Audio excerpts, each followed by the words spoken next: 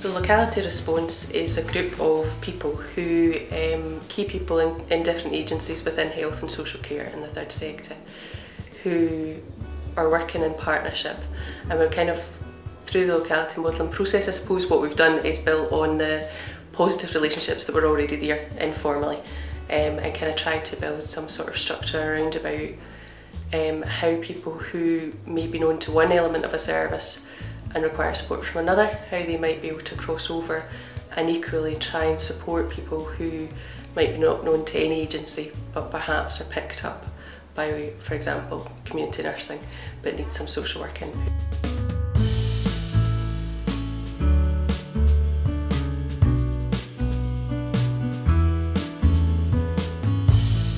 In the first instance, it's really for people who are not known to services. If they were known to community nurses or social work and there was a problem, then we have good relationships and we would pick up the phone and just arrange whatever we had to do. But with Locality Response, it's mainly clients that we've never come across before, and what we want to do is give them a quick response to whatever their problems are. So the team of people that work within Locality Response are nurses, physiotherapy, integrated day services, social work, seniors, and we have a rota whereby we take a week each and we are the first responders. So the GPs, if they come across someone who is in crisis, would call the sort of number and would give some information to a secretary there, who then would pass that basic information on to the responder, and it's then their job to build a picture around the problems that the person's experiencing and to work out who would be the best person to deal with that problem.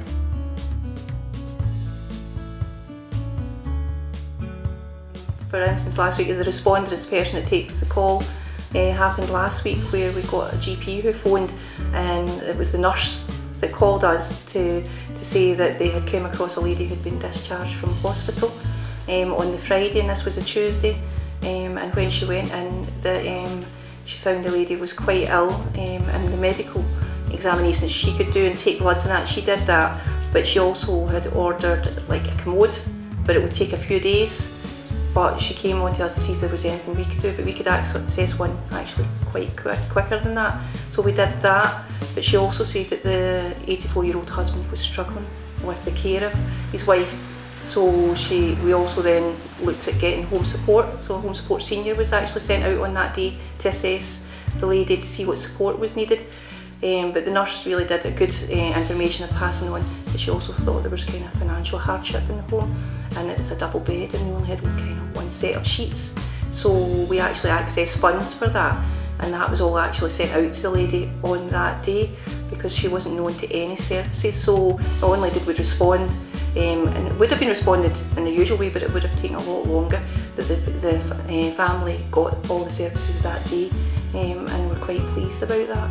We've got an example at one spectrum where there was a situation where the carer was, we needed to support the carer as well as the person who had dementia, and the dementia had progressed to a level that was quite advanced, and we needed to put lots of supports in, which we did, and they consisted of a variety of different elements of support from different parts of the service, including home care, community respite, traditional respite, and ultimately self-directed support was the journey we went down. And there was a lot of work, a lot of good partnership working with our colleagues in health, with integrated day services, with the third sector, and also supporting the carer, which was a real key for us in order that she sustained her role. And then we have examples on the complete opposite spectrum where actually our intervention was very minimal, and we have put in small pieces of aids from our stores, and the person's been able to remain independent without any paid services coming into their house, which is what they wanted. I think in the current climate, it's not that this is a new team of people that have been pulled together. It's just a different way of utilising our resources and trying to pull them together quickly for people in crisis.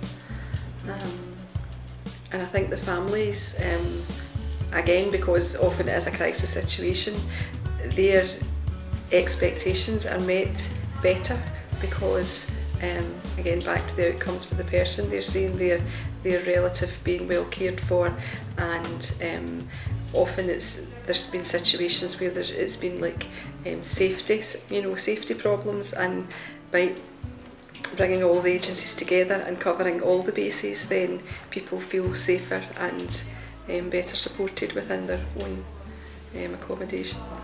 I think it also means that in the way that we're sharing the information, that the patient and their family, or the client and their family, are not having to repeat their story to lots of people, and it's a more collaborative approach in dealing and working with their patients.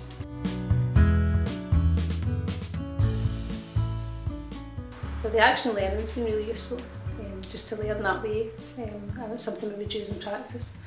We've also used, I've met some lovely people, made good contacts around social work, put some faces to names.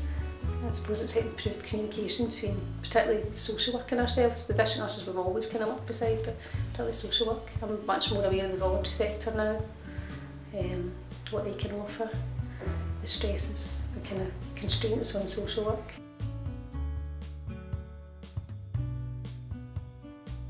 We do these anticipated care plans for patients, and almost never does a patient say, I'd much rather be admitted to hospital. People want to stay in their homes if they can.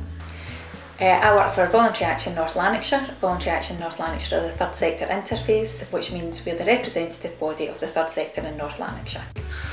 The third sector are the community sector. We represent not-for-profits, and what we do is we support communities to do things for themselves. From everything from social groups, from craft groups, from peer support groups, specialist support groups, and light medical help and caring.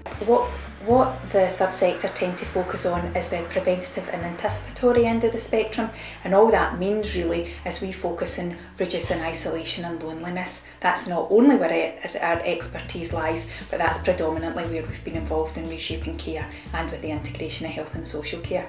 So that can be anything from walking football, from tea dances, one of which at Christmas packed out the Motherwell Civic.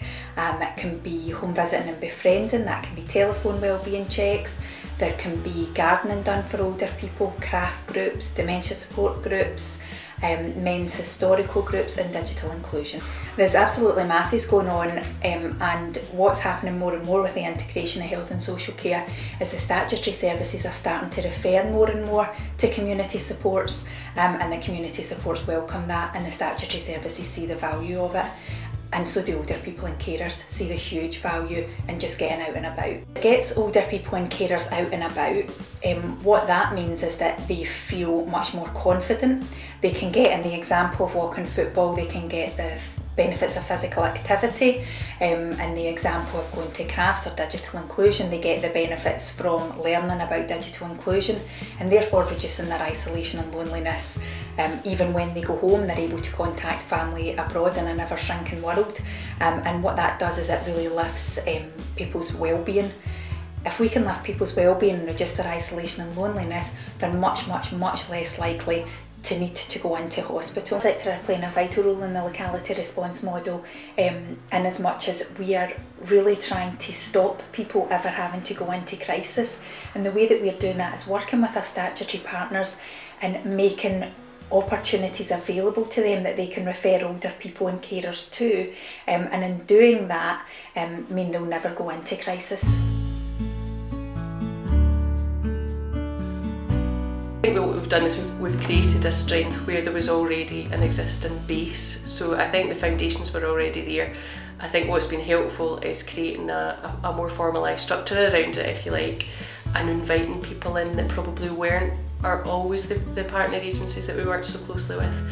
For example, with GPs, bringing them online has been phenomenally successful, because GPs will now contact me because they know about Locality Response, and so they wouldn't necessarily put a Locality Response through, a call through, but they will know who to go to. And I think sometimes that's key, is it's not necessarily knowing what to do or that you're the right person, it's about knowing who is the right person, and recognising that sometimes it's not always yourself.